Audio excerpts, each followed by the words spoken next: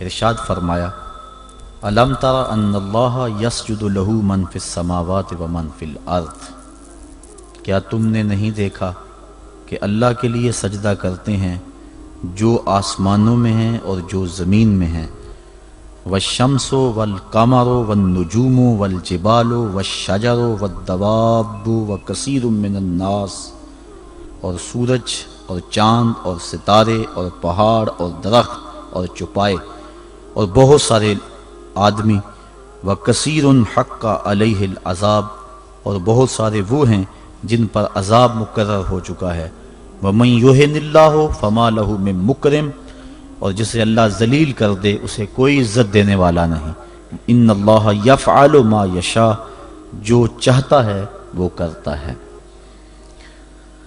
کائنات کا ایک ایک ذرہ اس کے حضور سجدہ ریز ہے، طوعاً و کرہاً، چاہتے ہوئے بھی اور کچھ نہ چاہتے ہوئے بھی۔ سجدہ کیا ہے؟ حضرت امام راغب اصفہانی مفردات قرآن میں بیان کرتے ہیں، السجدہ فی الاصل التذلل، سجدہ اصل میں جھکنے کو کہتے ہیں، لیکن شریعت اسلامیہ کی اصطلاح میں وضع الجبہہ بقصد العبادہ، عبادت کی نیت سے پیشانی کو رکھ دینا سجدہ کہلاتا ہے۔ حضرت امام فخر الدین رازی سجدے کے دو معنی بیان کرتے ہیں اس آیت کریمہ کے تحت، ایک انقیاد اور دوسرا یہی وضع الجبہہ والا معنی، عبادت کے لیے پیشانی رکھ کے سبحان ربی الاعلیٰ کے جو نغمے اعلیٰ پہ جاتے ہیں، سجدے کا دوسرا مفہوم یہ ہے۔ انقیاد کا معنی یہ ہے کہ پوری کائنات اللہ کے حکم کی پابند ہے، انسان کو اس نے اختیار دے رکھا ہے، باقی کائنات کا ایک ایک ذرہ جو ہے وہ جو کہتا ہے وہی کرتا ہے۔ انسانوں میں سے بہت سارے لوگ اس کے حکم کے پابند ہیں، اور کچھ لوگ ایسے ہیں کہ جو اس کے حکم کی دنیا پہ پرواہ نہیں کرتے۔ کل قیامت کے دن میں پتہ چلے گا کہ ہم نے مالک کی نافرمانی کر کے کتنی بڑی رسوائی کمائی اور کتنی بڑی ذلت میں مبتلا ہوئے۔ ارشاد فرمایا جو کچھ آسمانوں میں ہے اور جو کچھ زمین میں ہے، والشمس والقمر، اور سورج بھی اللہ کو سجدہ کرتا ہے۔ علماء کہتے ہیں یہ سورج جب طلوع ہوتا ہے تو سجدے سے اٹھتا ہے، اور جب وہ استوا تک درمیان تک آتا ہے تو یہ قیام میں ہوتا ہے، اور جب وہ دوبارہ مائل بغروب ہوتا ہے تو یہ رکوع میں ہوتا ہے، اور جب وہ غروب ہوتا ہے تو سجدے میں ہوتا ہے۔ ایک حدیث کے لفظ بھی ہیں کہ سورج جب ڈوبتا ہے تو عرش الہی کے نیچے سجدہ ریز ہوتا ہے۔ کائنات کی ہر شے اس کی عبادت میں ہے، ہر شخص ہر شے کا انداز عبادت اپنا ہے۔ درخت قیام میں ہے، چوپائے رکوع میں ہیں، مینڈک اور اس قبیل کے دوسرے جانور تشہد میں ہیں، اور حشرات الارض سجدے میں ہیں۔ انسان کی عبادت کو ساری عبادتوں کا مجموعہ قرار دے دیا گیا، اور اس کو کہا تو چونکہ اشرف المخلوقات ہے تو ایسی عبادت کر جس میں سب کی عبادتیں شامل ہو جائیں۔ درختوں کی طرح تیری عبادت میں قیام بھی ہو، چوپایوں کی طرح تیری عبادت میں رکوع بھی ہو، اور مینڈکوں کی طرح تیری عبادت میں تشہد بھی ہو، اور حشرات الارض کی طرح تیری عبادت کے اندر سجدے بھی ہوں۔ سجدہ انتہائی ذلت ہے، اس سے بڑھ کر ذلت دنیا کے اندر نہیں ہو سکتی۔ عالم رنگ و بو میں سب سے بڑی ذلت سجدے میں ہے۔ انسان کے اشرف اعضاء سر میں ہیں، دیکھنے کی قوت آنکھیں سر میں، بولنے کی قوت زبان سر میں، سننے کی قوت کان سر میں، سونگنے کی قوت ناک سر میں، سوچنے کی قوت دماغ سر میں، اور یہ سر مالک کی چوکھٹ پہ دھرا ہوا ہے۔ پیشانی بھی رگڑی جا رہی ہے اور ناک بھی رگڑا جا رہا ہے، اور زبان سے کیا کہہ رہا ہے؟ سبحان ربی الاعلی، مولا دیکھ مجھ سے بڑے ذلت میں کے درجے میں کوئی نہیں ہے اور تجھ سے اعلیٰ کوئی نہیں ہے۔ اپنے عجز کا اعلان کر رہا ہے اور مالک کی الوہیت کا اعلان کر رہا ہے۔ لیکن جب سجدے سے سر اٹھایا پھر کہا اللہ اکبر، اس کا معنی اللہ سب سے بڑا ہے، یعنی سجدے میں پہنچ کر انتہائی ذلت امیز عبادت میں مبتلا ہو کر کہیں دل کے کسی گوشے میں یہ خیال نہ بیٹھ جائے کہ میں نے اس کی عبادت کا حق ادا کر دیا۔ کہا سر اٹھا تو کہے اللہ اکبر، مولا تو بہت بڑا ہے، تو اتنا بڑا ہے کہ میری عبادتیں تیری بڑائی کو خراج پیش نہیں کر سکتی، اس لیے میں سجدے میں جھک کے بھی کہہ رہا ہوں کہ تیری عبادتوں کا حق مجھ سے ادا نہیں ہو سکا۔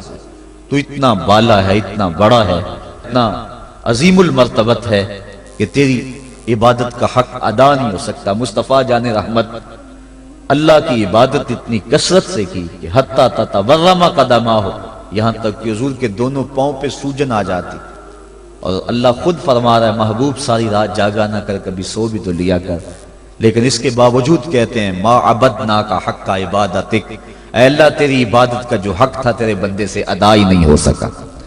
تو اتنی عبادت کرنے کے باوجود بھی کہا کہ تیری عبادت کا حق ادا نہیں ہو سکا، اور یقیناً بندہ اس کی عبادت کا حق ادا نہیں کر سکتا۔ وہ جتنا بلند و بالا ہے، جتنا وہ عظیم المرتبت ہے، جتنی اس کے شانیں ہیں، بندہ جتنا مرضی جھک جائے اس کی عظمتوں اور اس کی بڑائیوں کو خراج پیش کرنے کا حق ادا نہیں ہو سکتا۔ اس لیے جھک کر جب سر اٹھایا پھر اس کی بڑائی بولی، اللہ اکبر، مالک تو سب سے بڑا ہے، تو اتنا بڑا ہے کہ میں سجدے میں جھک کر بھی تیری بڑائی کو خراج پیش نہیں کر سکا، اور تیری بڑائی کے سامنے سر جھکا کر بھی اپنی عجز کا اظہار کر کے بھی میں پھر بھی خراج نہیں دے سکا، اور بھی جھکنے کہ میرے اندر سکت ہوتی اور کوئی حالات ایسے ہوتے پھر بھی تیری بڑائی کا حق ادا نہ ہو سکتا۔ تو اتنا بڑا ہے اور اتنا بلند و بالا اور عظیم المرتبت ہے۔ حضور نبی رحمت صلی اللہ علیہ وسلم نے ارشاد فرمایا بندے کو سب سے زیادہ قرب سجدے میں ملتا ہے، اور سجدے میں اس لیے فرمایا کثرت کے ساتھ دعا مانگا کرو۔ اور ایک روایت کے لفظ ہیں کہ جب بنی آدم اولاد آدم سجدے میں سر رکھ کے سبحان ربی العالی کے نغمے الاپتی ہے تو شیطان پیٹتا ہے، روتا ہے، چیختا ہے کہ مجھے سجدے کا حکم دیا گیا اور میں نے انکار کر کے اللہ کی ناراضگی مول لے لی اور جہنم کا حقدار بنا، اور اس کو سجدے کا حکم دیا اور اس نے سجدہ کر کے اللہ کی رضا حاصل کر لی اور جنت کا حقدار بن گیا۔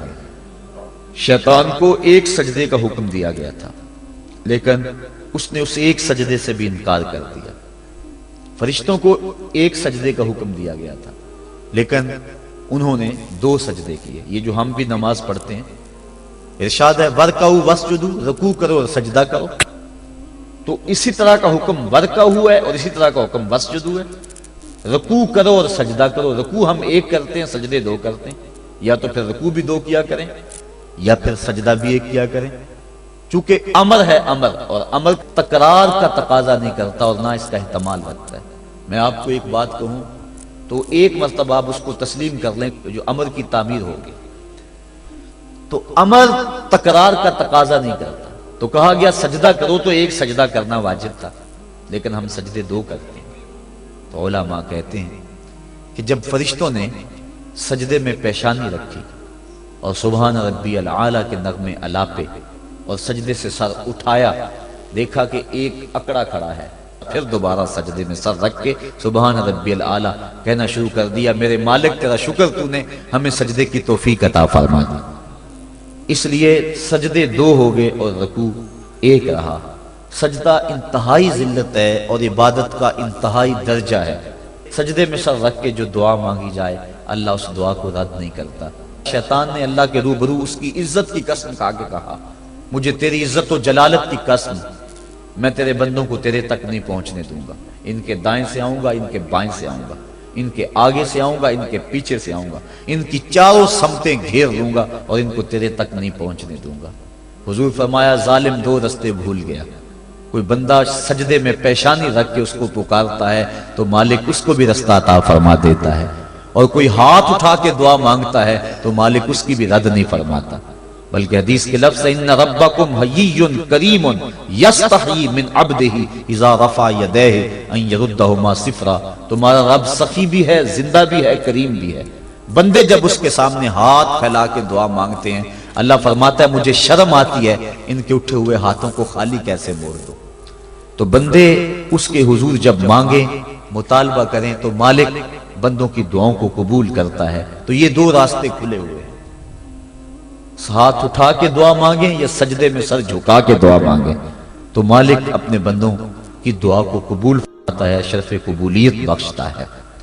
سجدہ بندگی کا اظہار ہے، اور انسان جتنے مرضی مرتبہ کمال پہ پہنچ جائے اس کے لیے اعزاز یہ ہے کہ وہ بندہ ہو۔ حضور معراج کی قربت خاص میں جب پہنچے اور مالک نے اپنے محبوب سے پوچھا بما اشرفک یا احمد، پیارے بتا تجھے کس چیز سے نوازا جائے، تو اس قرب خاص میں محبوب نے کیا انتخاب کیا اور کس چیز کا مطالبہ کیا؟ حضرت امام غازی نے لکھا، اور بھی علماء نے، ملا جیون تفسیرات احمدیہ میں لکھتے ہیں کہ حضور نبی رحمت صلی اللہ علیہ وسلم نے اس قرب خاص میں اللہ کی بارگاہ میں عرض کی بنسبتی الیک شرفنی بالعبودیہ، اے اللہ ساری زندگی سجدوں میں پیشانی رکھ کے میں کہتا رہا ہوں کہ تو میرا اللہ ہے، آج تو بھی تو کہہ دے کہ تو میرا بندہ ہے، تو مجھے بندہ کہہ کے پکار دے۔ بندگی میں جو مزہ ہے بندے کے لیے اس سے بڑا اور کوئی اعزاز ہو ہی نہیں سکتا۔ حضرت غوث اعظم شیخ عبد القادر جیلانی رحمۃ اللہ تعالی علیہ فرماتے ہیں کہ ولایت میں سب سے کمال مرتبہ جو بندے کو نصیب ہوتا ہے وہ مقام بندگی ہے۔ بندگی وہ دولت ہے کہ جو بندے کو کائنات کی قوتوں کے سامنے سینہ سپر ہونے کی قوت دیتی۔ جب خدا کے سامنے بندہ جھک جاتا ہے تو پھر کسی اور کے آگے نہیں جھکتا۔ یہ درس ہے توحید کا، یہ سبق ہے سجدے کا۔ اللہ کو سجدہ کرنے والا کسی اور کے آگے پیشانی نہیں جھکا سکتا، اور اگر کوئی اللہ کو بھی سجدے کرتا ہے اور کسی اور کے آگے بھی پیشانی جھکاتا ہے تو اس نے سجدے کی روح کو سمجھا ہی نہیں۔ توحید کے دامن میں آباد ہونے والا کائنات کی ہر شے سے بے خوف ہو جاتا ہے۔ حضرت شیخ سعدی شیرازی فرماتے ہیں میں روح جنگل میں کھڑا تھا، ایک آدمی شیر کے اوپر سوار ہوا، ہاتھ میں سانپ کا کوڑا پکڑا ہے، میرے پاس آ کے رک گیا، میں ڈر گیا، مجھے کہنے لگا سعدی ڈر گئے ہو؟ میں نے کہا بات ہی ڈرنے کی ہے۔ کہنے لگا سعدی تو خدا کا ہو جا، خدا کی خدائی تیری ہو جائے۔ اللہ کے حضور جھکنے والا دنیا کے سامنے کھڑا ہو جاتا ہے، اس کو یہ سجدہ کائنات کے سامنے درس قیام دیتا ہے۔ جنگل کا بادشاہ شیر ہوتا ہے، اور جو جانور کمزور بھی اس بادشاہ کے قرب میں رہتے ہیں وہ جنگل کے بڑے بڑے جانوروں کو بھی خاطر میں نہیں لاتے۔ کیوں؟ ان کے اپنی ذات میں تو اتنی قوت نہیں ہوتی، لیکن انہیں اس شے کا احساس ہوتا ہے کہ میں جس کی صحبت میں رہ رہا ہوں وہ اس جنگل کا بادشاہ ہے، اس کی قوت کا لوہا سارے مانتے ہیں، اور اس کے قرب میں رہنے والے، اس کی گود میں رہنے والے کسی اور کو خاطر میں نہیں لاتے، اور کسی کا خوف ان کے سینے میں پیدا نہیں ہوتا۔ تو جو مالک کو ماننے والے ہیں، توحید کے دامن میں پناہ لینے والے ہیں، لا خوف علیہم ولا ہم یحزنون، کائنات کی کسی شے سے نہیں ڈرتے۔ بلکہ مفسرین نے فرمایا یہ جو قرآن مجید میں آتا نا اتقوا اللہ، اس کا معنی اللہ سے ڈر جاؤ، اتقوا کا معنی ڈر جاؤ، لیکن اس کی نسبت اگر اور ہوگی، اس کا مفعول کوئی اور ہوگا تو پھر ڈرنے کا مفہوم نہیں ہوگا۔ اتقوا اللہ قرآن میں لفظ موجود ہے، اتقوا النار اس کا معنی یہ نہیں کریں گے آگ سے ڈر جاؤ، جبکہ لفظ تو وہی ہے اتقوا اللہ، اللہ سے ڈر جاؤ۔ اتقوا النار اس کا معنی ہونا چاہیے آگ سے ڈر جاؤ۔ جو لوگ لفظی ترجمہ کرنے بیٹھ جاتے ہیں اور شریعت کے مزاج سے آگاہ نہیں ہوتے، وہ ترجمۃ القرآن میں بڑی غلطیاں کرتے ہیں۔ اس لیے ہر کس و ناکس کا ترجمہ نہیں پڑھنا چاہیے، دیکھنا چاہیے کہ قرآن کی روح کو اور منشا کو اور شریعت کے مزاج کو کس نے سمجھا ہے۔ تو اتقوا اللہ کا معنی اللہ سے ڈر جاؤ، اتقوا النار وہی معنی ہونا چاہیے آگ سے ڈر جاؤ، لیکن علماء کہتے ہیں، مفسرین نے اس کی تصریح کی ہے، فرماتے ہیں جب اتقوا النار کہیں گے تو اس کا معنی یہ نہیں ہوگا کہ آگ سے ڈر جاؤ، اس کا معنی ہوگا آگ سے بچ جاؤ۔ اتقوا اللہ کا معنی اللہ سے ڈر جاؤ، اتقوا النار کا معنی آگ سے بچ جاؤ۔ لفظ وہی ہے لیکن مفعول کے بدلنے سے مفہوم بدل گیا، اس لیے کہ جو مومن ہے وہ اللہ کے علاوہ کسی سے نہیں ڈرتا، اس کے سینے میں کسی کا خوف نہیں پنپ سکتا۔ حقوق اولاد کے حوالے سے میں نے گفتگو کے اندر کہا تھا، جو افراد موجود ہوں گے اس جمعہ میں انہیں اچھی طرح یاد ہوگا کہ ہم بچوں کی جب تربیت کرتے ہیں تو ان کے نفسیات کا ہمیں لحاظ رکھنا ہوگا۔ بعض کا بچہ رو رہا ہوتا ہے، ماں نے اس کو چپ کرانا ہوتا ہے، کوئی ضروری کام ہوتا ہے، بچہ چپ نہیں کرتا تو ماں اس کو چپ کرانے کے لیے بڑے جتن کرتی ہے. تو بعض کا ایسا ہوتا ہے کہ بچے کو چپ کرانے کے لیے ماں جلدی سے اس کو اپنی چھاتی سے چمٹا لیتی ہے اور کہتی ہے بچہ چپ کرو بلی آ گئی. میں کہا کرتا ہوں کہ یہ بچے کی نفسیات پہ بہت بڑا حملہ ہے اور بچے کو بزدل بنایا گیا ہے. جو بچپن میں جس بچے کو بلی سے ڈرایا گیا بڑا ہو کر وہ شیر کا مقابلہ نہیں کر سکتا. تو بچے کے نفسیات کے اندر یہ شے بچپن میں ہی ڈالی جائے کہ اللہ کے علاوہ کسی کا خوف اس کے سینے میں پنپنے ہی نہ پائے. یہ ہے تربیت جو ہم اپنی اولاد کی کریں. اور ایک یہ تربیت ہے جو اہل ایمان کی محمد عربی نے کی تھی. 313 ہو کے جبر کی قوتوں کے خلاف کھڑے ہو گئے. جب عمیر نے جا کے رپورٹ دی نا ابو جہل کو کہ وہ تو 3 اونٹ کھا سکیں گے اور 300 سے کچھ کم اور کچھ زیادہ ان کی تعداد ہے، اس سے زیادہ نہیں ہے، میں خوب وادیاں دیکھ آیا ہوں، میں خوب ٹیلے دیکھ آیا ہوں. تو ابو جہل نے سنادید قریش کو بلا کر کہا عمیر کی رپورٹ سنو کتنی حوصلہ افزا ہے. صبح لڑائی کی نوبت نہیں آئے گی، صبح تو رسیاں کٹھی کرو اور جکڑ جکڑ کے مسلمانوں کو اونٹوں کی پشتوں پہ باندھ لیں گے اور پھر سینے حرم میں جا کے کعبۃ اللہ کی دیواروں کے ساتھ باندھ دیں گے. لوگوں کو تماشا دکھایا کریں گے کہ یہ نیا دین لے کر آئے تھے اور یہ ان کا کیا حال ہے. جب اس نے رعونت بھرے اتنی زبان سے یہ جملے نکالے تو عمیر جو سارا منظر اپنی آنکھوں سے دیکھ کر آیا تھا، ابن حشام میں لفظ موجود ہیں، اس نے کہا وَلَٰكِنْ رَأَيْتُ يَا مَعْشَرَ قُرَيْشٍ الْبَلَايَا تَحْمِلُ الْمَنَايَا. اے قریش کے سرداروں اتنے بھی تکبر میں نہ آؤ، میں اپنی ان آنکھوں سے دیکھ کر آیا ہوں کہ یثرب کی اونٹنیاں اپنی پشتوں پہ نری موتیں اٹھا کے لے آئی ہیں. ان کے بدن پہ چیتڑے ہیں، ان کے پیٹ کمر سے لگے ہوئے ہیں، لیکن وہ زخمی سانپوں کی طرح پیچ و تاب کھا رہے ہیں. کل ان میں سے کوئی نہیں مرے گا جب تک تم میں سے ایک ایک کو لڑ نہیں جاتا. تم تو یہ کہتے ہو رسیاں کٹھی کرو، میرا مشورہ مانتے ہو تو رات کے اندھیرے میں بھاگ سکتے ہو تو بھاگ جاؤ. اس قوم سے لڑنا تمہارے بس کا روگ نہیں ہے جو مرنے کے لیے آئی ہے. اتنی بڑی قوت کو دیکھ کر ان کے سینے میں خوف پیدا نہیں ہوا، بلکہ آپ جانتے ہیں بدر کی تاریخ گواہ ہے کہ 2 گھوڑے تھے. ایک روایت میں صرف ایک گھوڑا تھا، 6 زرہیں تھیں، 8 تلواریں تھیں، 70 اونٹ تھے. اور جن کے پاس تلواریں نہیں تھیں انہوں نے کھجوروں کے ڈنڈے توڑ لیے اور ہواؤں میں لہرانے شروع کر دیے. جب یہ ملکوتی قافلہ مدینے سے باہر نکل رہا تھا، دکانوں پہ یہودی عیسائی بیٹھے تھے. انہوں نے کہا مسلمانوں کس بل بوتے پہ جا رہے ہو، کس برتے پہ جا رہے ہو، کون سا آسرا ہے تمہارا، آلات حرب و ضرب تو تمہارے پاس موجود نہیں. اتنی بڑی قوت سے ٹکرانے جا رہے ہو جو کیل کانٹے سے اور اسلحے سے آلات حرب و ضرب سے لیس ہو کے آئی ہے. تم مقابلہ کیسے کر پاؤ گے، کس بل بوتے پہ جا رہے ہو. حضور کملی اوڑے ساتھ ساتھ چل رہے تھے. صحابہ نے اشارہ کر کے کہا نہ تیغ و تیر پر تکیا، نہ خنجر پر، نہ بالے پر، بھروسہ ہے تو اس سادی سی کالی کملی والے پر.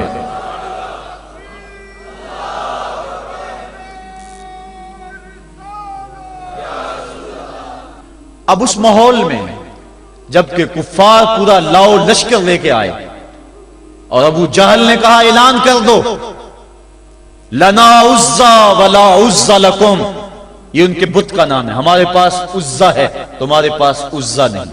ہمارے پاس لات ہے، تمہارے پاس لات نہیں. ہمارے پاس منات ہے، تمہارے پاس منات نہیں.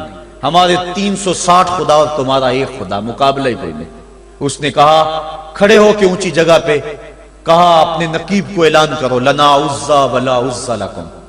حضور کے کانوں میں آواز پڑی، فرمایا علی تم بھی اونچے ٹیلے پہ کھڑے ہو جاؤ اور تم ان کو جواب میں کہو اللہ مولانا ولا مولا لکم، اللہ ہمارا مولا ہے، تمہارا مولا کوئی نہیں ہے. اور پھر حضور نے سجدے میں سر رکھ دیا. سجدہ اتنی بڑی قوت ہے، ہزاروں ایٹم بمبوں کے اندر وہ قوت نہیں ہے جو سجدے کے اندر طاقت رکھ دی. آج دنیا سے ہم ڈر رہے ہیں اس لیے کہ ہمارے سجدے چھن گئے ہیں، ہمارے سجدوں کی آبرو چھن گئی ہے، ہمارے سجدوں میں وہ حرارت اور گرمی نہیں رہی، وہ رقت اور وہ نرمی نہیں رہی. بدر کا میدان ہے، 1000 کا لشکر جرار مقابلے میں ہے اور وہ پورے لاؤ لشکر کے ساتھ ناز و تفاخر کے اندر مسلمانوں کو ملیا میٹ کر دینے کے جذبوں سے دانت پیس رہے ہیں کہ آج مسلمانوں کو کچا چبا دیں گے. مسلمانوں کے ساتھ پاس صرف 8 تلواریں اور ان کے بطن میں کھانے کے لیے کچھ نہیں. جس کھجور کو چوس کے روزہ رکھتے ہیں اسی کھجور کو چوس کے روزہ افطار کرتے ہیں. یہ حالت مسلمانوں کی، بدن پہ چتھڑے لگے ہوئے کپڑے ہیں، عجیب حالت ہے. پھر کون سا آسرا تھا جو مسلمانوں کے کام آیا؟ مصطفیٰ کریم نے مسجد عریش میں سجدے میں پیشانی جھکا دی. حضرت ابو بکر صدیق رضی اللہ تعالیٰ عنہ فرماتے ہیں میں حضور کے ساتھ تھا، ساری رات مصطفیٰ روتے رہے، آنکھوں میں آنسو ہیں. حضور کی چادر سر انور سے سلٹ کے حضور کے کندھوں پہ آ جاتی، پھر کندھوں سے پشت پہ آ جاتی. میں اٹھا کے حضور علیہ السلام کے سر پہ رکھتا اور کہتا حضور بس کرو. حضور بار بار روتے اور اللہ کی بارگاہ میں سجدے میں سر ڈال کر التجائیں کرتے. لفظ کیا تھے محبوب کی زبان پہ؟ آج تک ایسی ناز والی دعا کسی نے نہیں کی ہے جی جیسی دعا مصطفیٰ جان رحمت نے کی. مصطفیٰ کریم سجدے میں سر رکھا ہے اور کیا کہا؟ اللہم ان تہلک ہذہ العصابہ لم تعبد فی الارض ابدا. میرے مالک میں نہیں کہتا کہ ان لوگوں کو بچا لے، دیکھ میری زندگی کی کمائی یہی 313 ہے جو میں تیری چوکھٹ پہ لے کے حاضر ہو گیا ہوں. میری زندگی کا کل اثاثہ، میری زندگی کا کل سرمایہ کوہ ابو قبیس پہ کیے گئے درسوں کا نتیجہ، عکاظ کی منڈی کے اندر دیے گئے درسوں کا نتیجہ، اور ذی المجال کے میلے میں تیرے دین کی تبلیغ کا نتیجہ، طائف کے بازاروں میں پتھر کھا کھا کے جو تبلیغ کی اس کا نتیجہ، رستے میں گڑے، رستے میں بچتے ہوئے کانٹے، اور مکے کے بازاروں میں میرے بدن کے اوپر پڑتی ہوئی اوجریاں، میں نے پھر بھی تیرا کلمہ بلند کیا. میرے مالک میری پوری زندگی کا گداز، میری پوری زندگی کا سرمایہ، میری زندگی کے آنسو، میری زندگی کا رونا سین حرم کے اندر کعبۃ اللہ کی چھاؤں کے میں سجدے کر کر کے، کوئی کبھی میں نے عمر مانگا، کبھی میں نے حمزہ مانگا، تیرے دین کے لیے میں نے جو ایک ایک کر کے تنکا جوڑا اور یہ ایک چھوٹا سا گھونسلہ بنایا. یہ گھونسلہ اب بجلیوں کی زد میں ہے، کفار کی بجلیاں اس گھونسلے کو جلا دینا چاہتی ہیں. میرے مالک میں یہ نہیں کہتا کہ میرا یہ گھونسلہ اور میری یہ مٹھی بھر جماعت اور یہ چند میرے لوگ اور یہ میرا سرمایہ اور اثاثہ، میری پوری زندگی کی کمائی، میری جوانی کا سرمایہ جو میں نے تیرے سامنے لا کے رکھ دیا ہے، میں یہ نہیں کہتا ان کو بچا لے. لیکن میرے مالک اگر یہ نہ رہے تو قیامت تک پھر تجھے بھی خدا کوئی نہیں کہے گا. ان تہلک ہذہ العصابہ لم تعبد فی الارض ابدا. اگر یہ نہ رہے تو قیامت تک تیرے نام کے ڈنکے بجانے والے بھی دنیا پہ نہیں ہوں گے. یہ حضور نے اللہ کی بارگاہ میں دعا کی اور سجدے میں سر رکھا ہے. حضور علیہ السلام کی آنکھوں میں اشک جاری ہیں، سجدے سے قوت حاصل کی جا رہی ہے. دشمن کے مقابلے میں مصطفیٰ کریم سجدے میں سر رکھ کے اللہ سے آرزو کر رہے ہیں. حضرت سیدنا صدیق اکبر فرماتے ہیں اچانک حضور نے سر اٹھایا، میں خوش ہو گیا کہ حضور کے چہرے پہ مسکراہٹ تھی. حضور مسکراتے ہوئے فرمایا ابشر یا ابا بکر ھذا جبریل آخذ بعنان فرسہ. ابو بکر بشارت ہو، وہ جبریل اللہ کی مدد لے کر آ گئے. تو یہ سجدے تھے جن سجدوں نے ظالم اور جابر قوتوں کا منہ توڑ کے رکھ دیا. حضرت علی المرتضیٰ روایت کرتے ہیں رضی اللہ تعالیٰ عنہ، فرماتے ہیں میں نے ہاتھ میں تلوار تھامی اور میدان میں کود پڑا. میں نے کئی کافروں کو واصل جہنم کیا، پھر پلٹ کے دیکھا کہ میں حضور کی زیارت کر لوں، لیکن مجھے حضور نظر نہ آئے. میں نے ڈھونڈا تو ایک سمت حضور نے پیشانی سجدے میں رکھی ہوئی تھی اور زبان پہ لفظ تھے یا حیو یا قیوم، یا حیو یا قیوم. حضور یہ پڑھتے جا رہے تھے، یا حیو یا قیوم کا وظیفہ پڑھتے جا رہے تھے اور سجدے میں پیشانی تھی حضور کی. میں پھر دوبارہ آیا اس سجدے سے جوش لے کر، اس سجدے سے گرمی اور حرارت لے کر، اور پھر دشمن کی صفوں میں کود گیا. میں نے ایک کافر کو واصل جہنم کیا، پھر زیارت کے لیے واپس آیا، دیکھا تو پھر سجدے میں حضور نے سر رکھا ہوا ہے اور یہی کہہ رہے ہیں یا حیو یا قیوم، یا حیو یا قیوم، یا حیو یا قیوم برحمتک استغیث. یہ جملے حضور کی زبان پہ ہیں اور سجدے میں حضور کی پیشانی. میں پھر گیا، پھر آیا، کئی بار ایسا ہوا میں کافر کو قتل کرتا، پھر آتا حضور کو سجدے میں دیکھتا. فرمایا پھر حضور نے تلوار تھامی اور مصطفیٰ کریم میدان جنگ میں کود پڑے. لوگ بڑھ چڑھ کے دشمنوں پہ حملہ کرتے تھے، لیکن جو سب سے آگے کافروں کی صفوں میں کود کے حملہ کر رہا تھا وہ آمنہ کا لال محمد مصطفیٰ صلی اللہ علیہ وسلم. تو سجدے سے وہ قوت ملتی ہے، سجدے سے وہ نور اور روشنی ملتی ہے کہ پورے زمانے میں اجالا کیا جا سکتا ہے. آج 56-57 اسلامی ملک دنیا کے سامنے رسوا ہو رہے ہیں اور دنیا کے سامنے سجدہ ریز ہیں، اس لیے کہ وہ ایک خدا کے سامنے سجدہ کرنا بھول گئے ہیں. ایک سجدہ جسے تو گراں سمجھتا ہے 1000 سجدے سے آدمی کو دیتا ہے نجات. آؤ اس کے حضور جھکو. اس کے حضور جھکنے والا کسی کے آگے نہیں جھکتا. سجدہ اس کو قوت دیتا ہے. تو راز کن فکاں ہے, اپنی آنکھوں پر آیاں ہو جا. خودی کا راز نہ ہو جا, خدا کا ترجمہ ہو جا. خودی میں ڈوب جا غافل, یہ سر زندگانی ہے. نکل کر حلقہ شام و سحر سے جاویداں ہو جا. گزر جا بن کے سیلے تندرو کوہ بیاباں سے. گلستان راہ میں آئے تو جوئے نغمہ خواں ہو جا. مالک کے حضور جب بندہ عزت سے سر جھکا دیتا ہے, اللہ کی رحمتیں بندے پہ نازل ہوتی ہے. ایک روایت میں آتا ہے جب بندہ نماز کے لیے کھڑا ہوتا ہے, ابھی اس نے سجدے میں جانا ہوتا ہے, ابھی وہ قیام ہی کرتا ہے, اللہ فرماتا ہے میرے بندے کے گناہ جو ہیں اس کے بدن سے نکال کے ایک سمت کر دو, تاکہ میرا بندہ اس حالت کے اندر میرے حضور حاضر ہو کہ وہ گناہوں سے پاک اور صاف ہو. حضرت نبی رحمت صلی اللہ علیہ وآلہ وسلم فرماتے ہیں کہ پھر اس کے سارے گناہ اس کے بدن سے اتار کے ایک سمت رکھ دیے جاتے ہیں, اور بندہ مصلی پہ سبحان ربی العالی کے نغمے الاپتا ہے, رکوع کرتا ہے, سجدے کرتا ہے. جب سلام پھیر کے نماز ختم کر کے دعا کر کے جانے لگتا ہے تو فرشتے عرض کرتے ہیں مالک یہ جو گناہ اتار کے ایک سائیڈ پہ رکھے تھے یہ دوبارہ اس کو دے دیں. اللہ فرماتا ہے جس کی جھولی سے گناہ نکال لیے تھے دوبارہ اس کی جھولی میں نہیں ڈالیں. اللہ اکبر. اور ایک روایت کے لفظ ہیں کہ جب بندہ نماز کے لیے کھڑا ہوتا ہے اس کے کندھوں کے اوپر سارے گناہ آ جاتے ہیں اور اس کے سر پہ اوپر گناہ آ جاتے ہیں.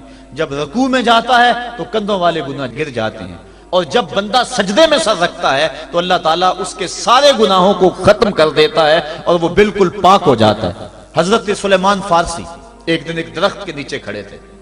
آپ نے درخت کی شاخ کو پکڑ کے جنبش دی, حرکت دی. موسم خزاں تھا, درخت کی شاخ کے سارے زرد پتے گر گئے. ایک صحابی پاس کھڑے تھے, انہیں پوچھنے لگے عثمان تو نے مجھے پوچھا نہیں کہ میں نے درخت کی شاخ کو یوں ہلایا کیوں ہے. انہوں نے کہا اچھا پھر آپ بتا دیں کہ آپ نے درخت کی شاخ کو یوں کیوں ہلایا ہے. کہا سنو پھر, ایک دن میں اور چند صحابہ حضور کے ساتھ جا رہے تھے, رستے میں ایک درخت آیا, اس کے نیچے حضور کھڑے ہوئے. حضور نے اس طرح درخت کی شاخ کو پکڑ کے ہلایا, یوں پتے جھڑ گئے. ہم اس منظر کو دیکھتے رہے. حضور علیہ الصلوۃ والسلام نے فرمایا سلمان فارسی تو نے مجھے پوچھا نہیں کہ میں نے اس درخت کی شاخ کو یوں کیوں ہلایا ہے. تو میں نے عرض کی حضور آپ بتا دیں کہ آپ نے کیوں ہلایا ہے. فرمایا سلمان جس طرح اس درخت کی شاخ کو ہلایا گیا اور سارے پتے جھڑ گئے, جب کوئی بندہ سجدے میں سر رکھتا ہے نماز پڑھتا ہے اس کے سارے گناہ دھل جاتے ہیں اور وہ پاک اور صاف ہو جاتا ہے. ایک دن فرمایا صحابہ اگر کوئی بندہ اس کے گھر کے سامنے سے نہر گزرتی ہو اور وہ دن میں 5 مرتبہ اس نہر کے اندر غسل کرے تو بتاؤ اس کے بدن کے اوپر کوئی میل کچیل رہ جائے گا. عرض کی نہیں. فرمایا اس طرح جو 5 نمازیں پڑھتا ہے اس کے بدن کے اوپر گناہوں کا میل نہیں رہتا. فرمایا الصلاۃ معراج المومنین, نماز مومنوں کا معراج ہے. عماد الدین الصلاۃ, نماز دین کا ستون ہے. حبب الی من دنیاکم ثلاث الطیب والنساء وجعلت قرۃ عینی فی الصلاۃ, مجھے تمہاری دنیا سے صرف 3 چیزیں پسند ہیں, خوشبو, منکوحہ بیویاں اور میری آنکھوں کی ٹھنڈک نماز میں رکھی ہے. اور حضور نے یہ بھی ارشاد فرمایا من ترک الصلاۃ متعمدا فقد کفر, جس نے جان بوجھ کے نماز چھوڑی گویا اس نے کفر ہی تو کیا, یعنی کافروں والا کام کیا. حضرت امام فخر الدین رازی نے تفسیر کبیر میں لکھا حافظوا علی الصلوات والصلاۃ الوسطی, اس آیت کریمہ کے تحت ایک عورت مدینے کی گلیوں میں چیخ رہی ہے اور کہنے لگی مجھے حضور کے در کا پتہ بتاؤ. حضور کی چوکھٹ کا پتہ بتلایا گیا, وہ حاضر ہوئی.